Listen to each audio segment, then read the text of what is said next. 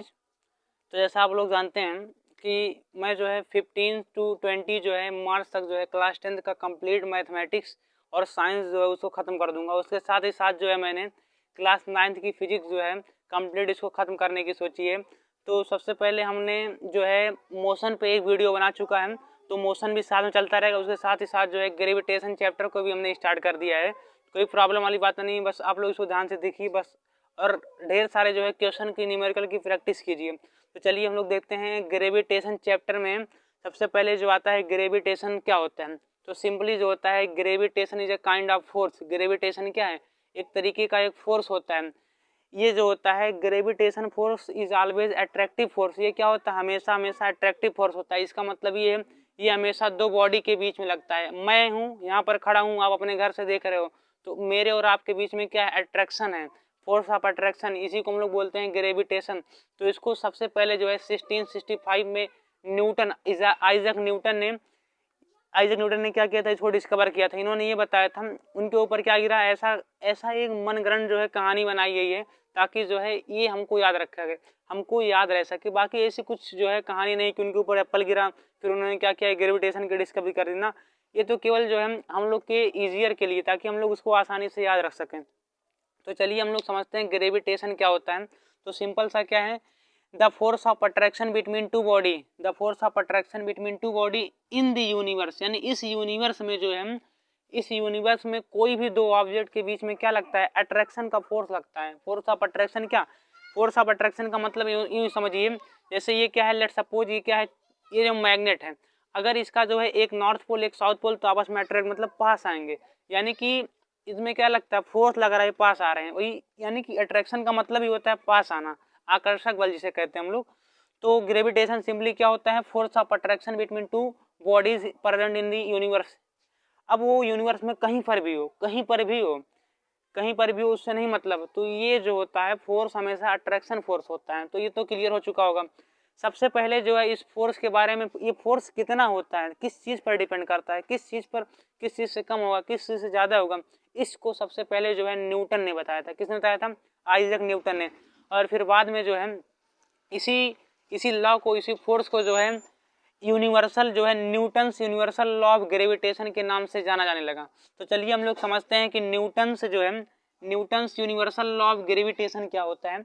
तो सिंपल सा है, any two particle of the matter anywhere in the universe. यानी कि इस यूनिवर्स में कोई भी दो मैटर के पार्टिकल, कोई भी मैटर हो, इस यूनिवर्स में प्रेजेंट कोई भी दो ऑब्जेक्ट, कोई भी दो मास, कोई भी जो पार्टिकल क्या हो, अट्रैक्ट ईच अदर, एक दूसरे को क्या करते हैं? अट्रैक्ट करते हैं विथ अ फोर्स, किसी एक फोर्स के साथ, यानी कुछ ना कुछ फोर्स के साथ, which is directly proportional to product of their mass. अब जैसे ये कोई ना कोई, जैसे क्या, कोई ना कोई बॉडी है, कोई ना कोई पार्टिकल, उसका कुछ ना कुछ मास होगा, तो वो जो फोर्स जो कंज्यूम हो रहा है, जो फोर्स लग रहा है, वो क्या है? Directly proportional to m1 m2, यानी कि प्रोडक्ट ऑफ दियर मासेस।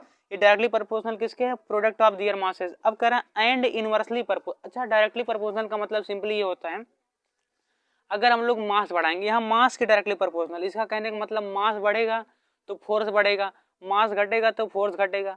यानी कि इसी को हम लोग बोलते हैं डायरेक्टली प्रोपोर्शनल। एक बढ़ गया दूसरा बढ़ जाएगा, एक घट गया दूसरा घट जाएगा। यानी अगर मास बढ़ गया तो फोर्स भी बढ़ जाएगा, मास घट गया तो फोर्स भी घट जाएगा। अब और आगे क्या बोला है?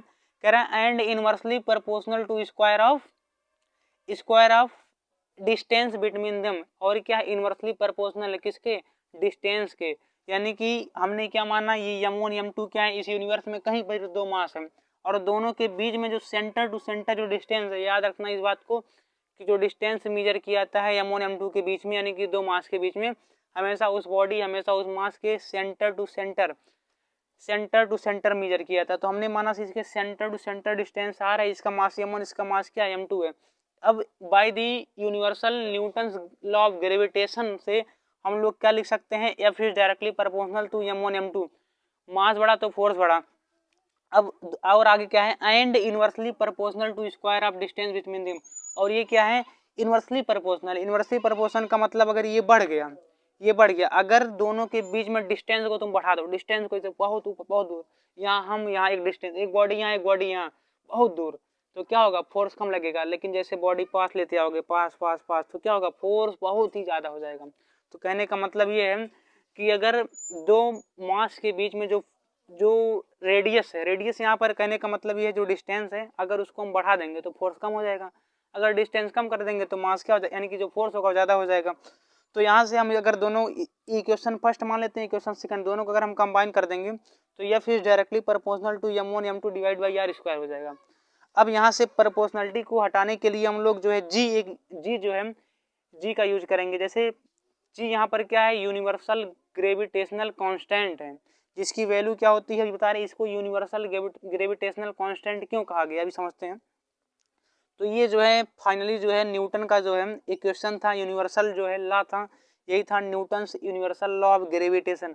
अब यहाँ पर एक आया जी जो होता है, जी को हम लोग बोलते हैं यूनिवर्सल ग्रेविटेशनल कांस्टेंट।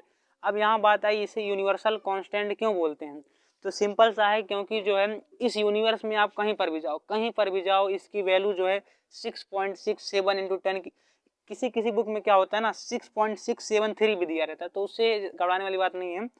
तो 6.67 इंटू 10 की पावर -11 न्यूटन मीटर स्क्वायर पर केजी स्क्वायर, ये क्या होता है, ये जी का क्या है, ये वैल्यू है और इसका ऐसा यूनिट है।